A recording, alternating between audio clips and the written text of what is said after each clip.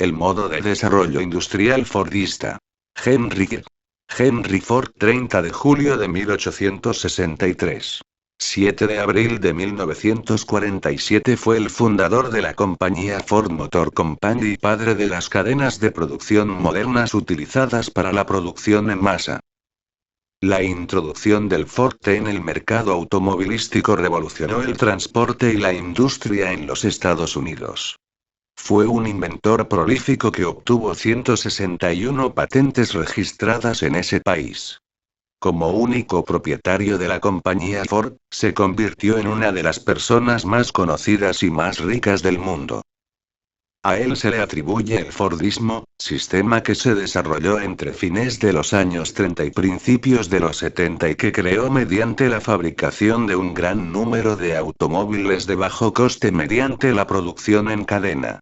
Este sistema llevaba aparejada la utilización de maquinaria especializada y un número elevado de trabajadores en plantilla con salarios elevados. Si bien Ford tenía una educación bastante pobre, tenía una visión global, con el consumismo como llave de la paz. Su intenso compromiso de reducción de costes llevó a una gran cantidad de inventos técnicos y de negocio, incluyendo un sistema de franquicias que estableció un concesionario en cada ciudad de Estados Unidos y Canadá y en las principales ciudades de los 6 continentes. Ford legó gran parte de su inmensa fortuna a la Fundación Ford, pero también se aseguró de que su familia controlase la compañía permanentemente. El modo de desarrollo industrial fordista keynesiano. Los primeros años del siglo XX se caracterizaron por la importancia que adquirieron las industrias metalmecánicas, especialmente la automotriz. En los países desarrollados, dichas industrias alcanzaron un importante desarrollo a partir de un modelo productivo conocido como fordista. El paradigmático Ford T 1908 fue tan exitoso que motivó la necesidad de aumentar la producción. Ello condujo a la aplicación de un nuevo modelo productivo basado en la cadena de montaje en serie, donde los operarios ensamblaban piezas que eran transportadas en cintas de movimiento continuo. Esta forma de organización de la producción resultó ser tan exitosa que se convirtió en modelo para otras industrias. En ese sentido, el nombre Fordismo permite definir este modelo productivo dominante a partir de la Segunda Guerra Mundial 1939-1945 que, asociado a políticas keynesianas, consiguió mantenerse intacto hasta comienzo de los años 70. A partir de entonces y como consecuencia de diversos factores, el modelo fordista keynesiano comenzó a manifestar señales de agotamiento. Los caminos para la recuperación de la lucratividad y la productividad condujeron a nuevos escenarios tecnoproductivos y organizacionales. El nuevo modelo de producción flexible estará relacionado a nuevas formas organizacionales y tecnológicas. Aún a riesgo de caer en una excesiva simplificación, en este trabajo se sostiene que las formas organizacionales más representativas que caracterizan este momento de transición y crisis del capitalismo son la especialización flexible y la especialización dinámica. Además, dentro de los nuevos métodos de gerenciamiento se analizan el onoísmo, las empresas en red y las alianzas estratégicas. El Fordismo, en cuanto a organización del trabajo a partir de la cadena de producción, es la superación del Taylorismo. Si bien Henry Ford toma lo esencial del Taylorismo, lo supera en cuanto a su visión, o bien como señala Harvey, lo que había de especial en H. Ford era el reconocimiento explícito de que producción en masa significaba consumo en masa, de un nuevo sistema de reproducción de la fuerza de trabajo, de una nueva política de control y gerencia del trabajo, una nueva estética y una nueva psicología, en suma, un nuevo tipo de sociedad democrática, racionalizada, modernista y populista. Al respecto resultan esclarecedoras las ideas de Gramsci cuando sostiene que el Fordismo significaba línea de montaje, más también ley seca y puritanismo, la tentativa de regular la vida sexual y familiar del trabajador, y no apenas su vida de trabajo. Los métodos de trabajo son inseparables de un modo específico de vivir, pensar y sentir. El proceso de trabajo característico del Fordismo es la cadena de producción semiautomática.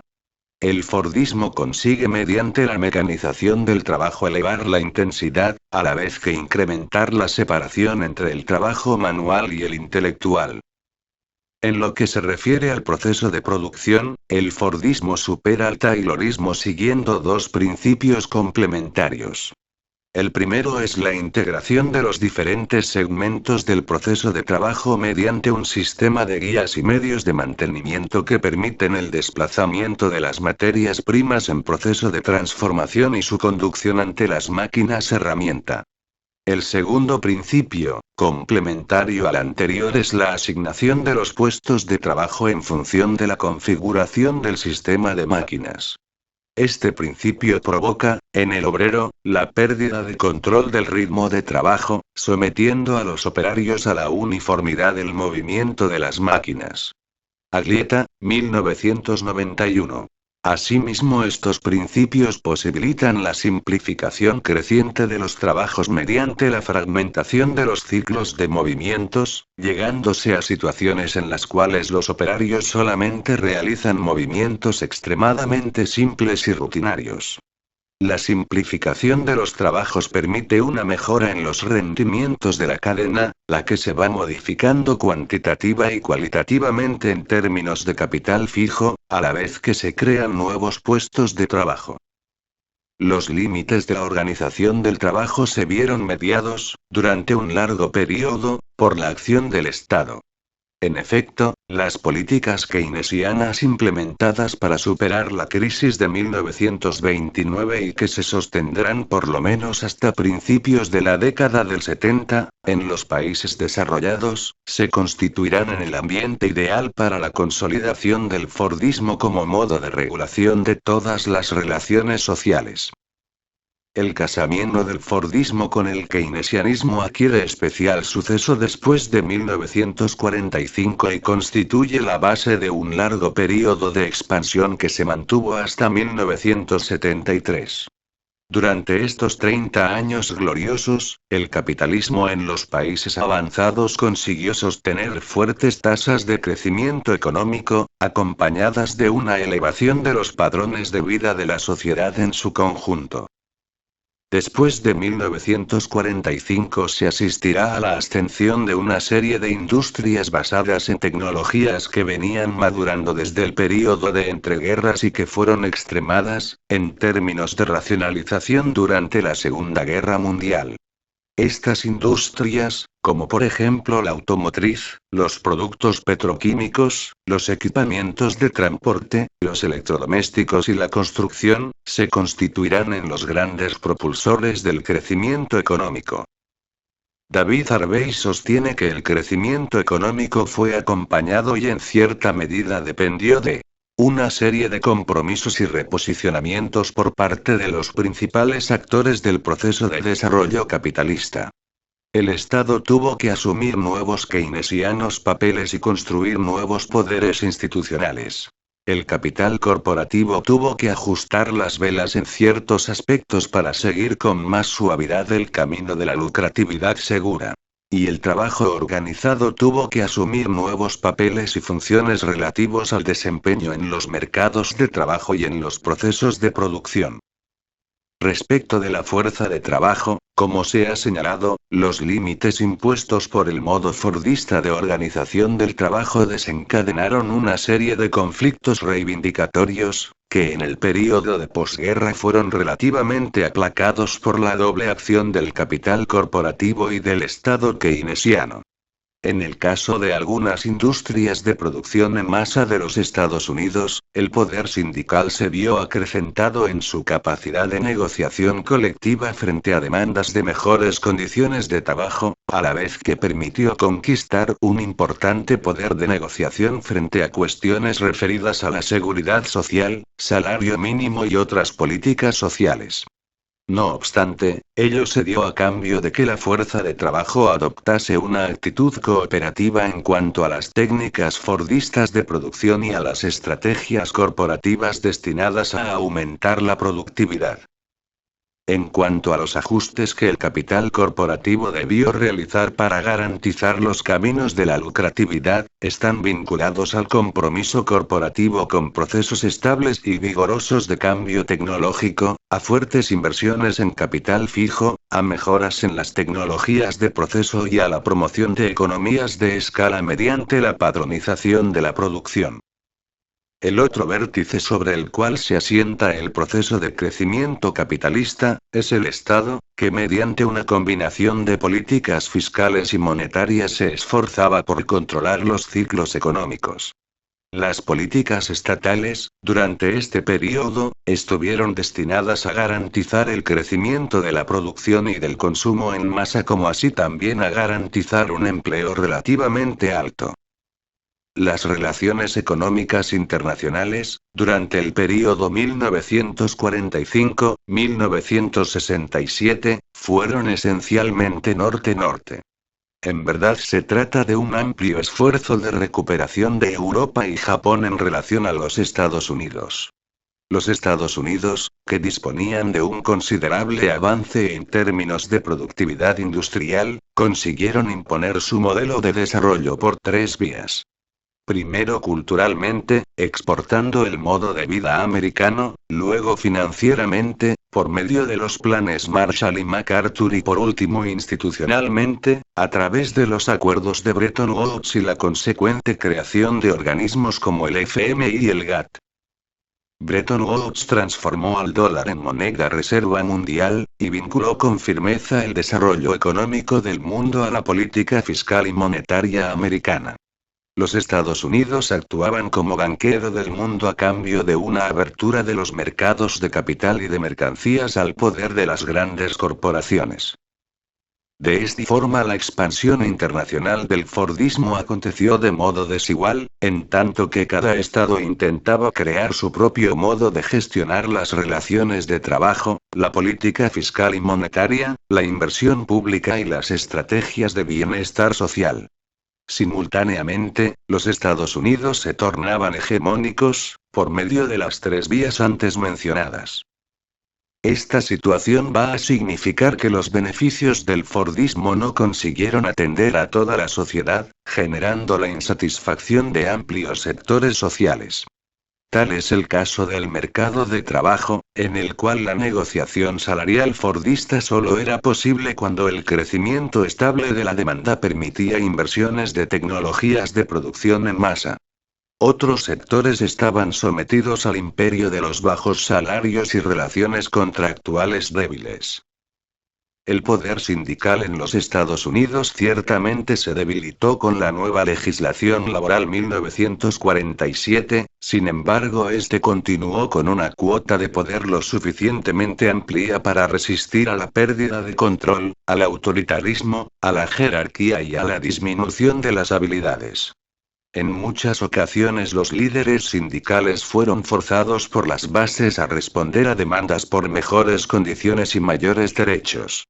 Además, los sindicatos se vieron atacados, desde fuera, por trabajadores excluidos o no sindicalizados, en la medida que los sindicatos respondían cada vez más a cuestiones sectoriales y se alejaban de los objetivos reivindicaciones sociales más generales. La incapacidad del modo de desarrollo fordista keynesiano de generalizar los beneficios de la producción en masa, provocó un nivel de insatisfacción que comenzó a erosionar la base de legitimación del Estado. En efecto, el Estado no consiguió garantizar, en gran escala, el acceso a servicios médicos y educacionales, ni tampoco a los habitacionales. Las condiciones para la realización de los objetivos asistenciales estaban condicionadas a la continua aceleración de la productividad del trabajo en el sector corporativo. Además, esta era una condición indispensable para la viabilidad fiscal del Estado fordista keynesiano. La transición hacia el modo de desarrollo informacional y las trayectorias organizacionales de la producción en masa a la producción flexible, la fragilización y crisis del modo de desarrollo fordista keynesiano, que implican un obstáculo al proceso de acumulación capitalista, pueden ser observados desde mediados de la década del 60.